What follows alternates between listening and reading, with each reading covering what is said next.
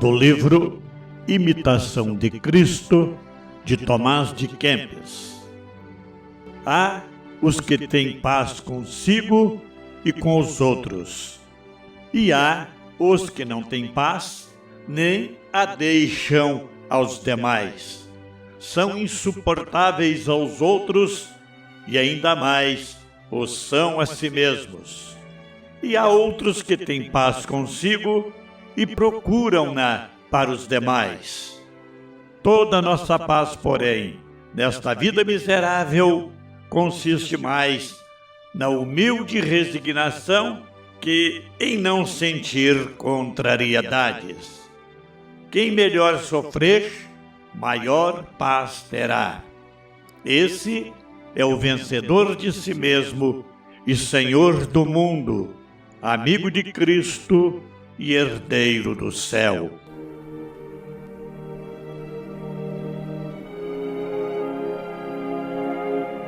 O meu bom dia de luz, o meu boa tarde de paz, o meu boa noite de prece.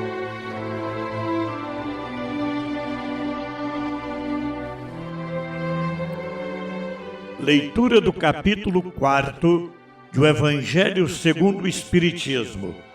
Ninguém poderá ver o reino de Deus se não nascer de novo. Instruções dos Espíritos. Limites da encarnação. Item 24. Se mundos especiais são destinados a espíritos de grande adiantamento, estes últimos não lhes ficam presos como nos mundos inferiores. O estado de desprendimento em que se encontram lhes permite ir a toda parte onde os chamam as missões que lhes estejam confiadas. Se se considerar do ponto de vista material a encarnação tal como se verifica na Terra, poder-se-á dizer que ela se limita aos mundos inferiores. Depende, portanto, de o espírito libertar-se dela mais ou menos rapidamente, trabalhando pela sua purificação. Deve também considerar-se que no estado de desencarnado, isto é, no intervalo das existências corporais, a situação do espírito guarda relação com a natureza do mundo a que o liga o grau de seu adiantamento. Assim, na erraticidade, é ele mais ou menos ditoso, livre e esclarecido, conforme está mais ou menos desmaterializado. São Luís, Paris, 1859.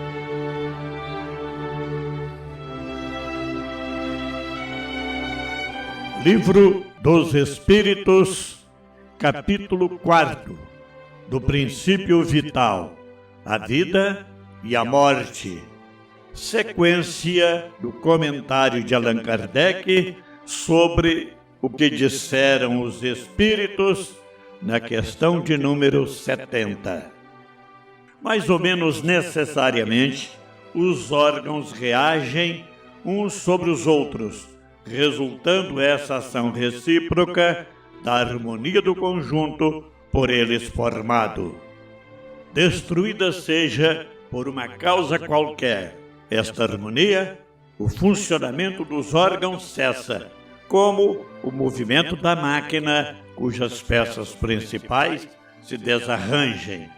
É o que se verifica, por exemplo, com um relógio gasto pelo uso, o que sofreu um choque por acidente, no qual a força motriz fica impotente para pô-lo de novo a andar.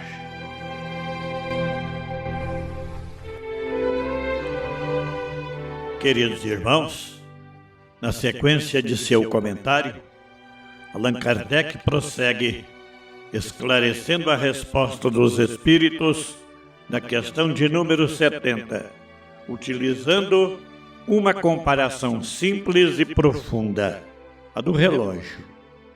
assim como um relógio funciona, porque todas as suas peças trabalham em perfeita coordenação, o corpo físico também depende da harmonia entre seus órgãos e sistemas.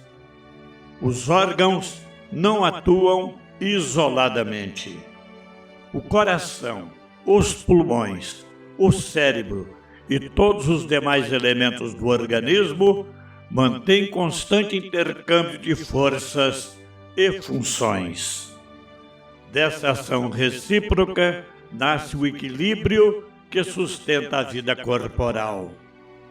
Quando uma causa qualquer destrói essa harmonia, o funcionamento do organismo se interrompe, da mesma forma que uma máquina deixa de operar quando suas peças essenciais se desajustam. Kardec, porém, não reduz a vida a um simples mecanismo material. A comparação com o relógio serve para mostrar o modo pelo qual o corpo funciona, mas não para afirmar que o ser humano seja apenas matéria. O corpo é um instrumento temporário da alma. Quando esse instrumento se desgasta pelo tempo, pela enfermidade ou por um acidente grave, o princípio vital já não consegue manter a atividade orgânica e sobrevém a morte. Essa explicação nos convida a duas reflexões importantes. A primeira é o respeito pelo corpo, que deve ser cuidado com responsabilidade, pois é valioso instrumento concedido por Deus para a nossa evolução. A segunda é a compreensão de que a morte não representa o fim do espírito. Quando a máquina corporal se mobiliza, a alma continua viva, levando consigo suas conquistas, seus afetos e suas necessidades de aperfeiçoamento. Assim, o ensinamento espírita transforma nossa visão da morte. Ela é a cessação da harmonia orgânica do corpo, mas não a destruição da vida verdadeira. A existência prossegue além do túmulo, sob as leis sábias e misericordiosas do Criador.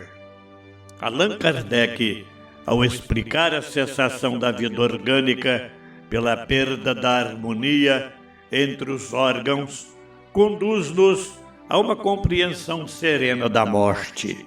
O corpo cumpre sua tarefa e se desgasta, mas o espírito, criado por Deus para a imortalidade, prossegue sua jornada evolutiva.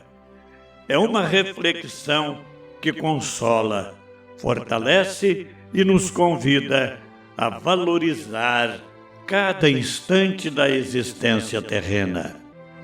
Ave Cristo.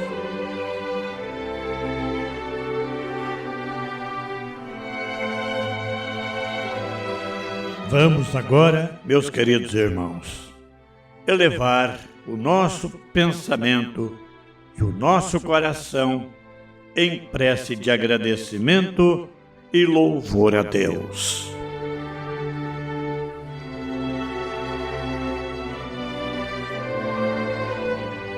Senhor Deus, Pai de infinita bondade, agradecemos por mais este momento de estudo e reflexão.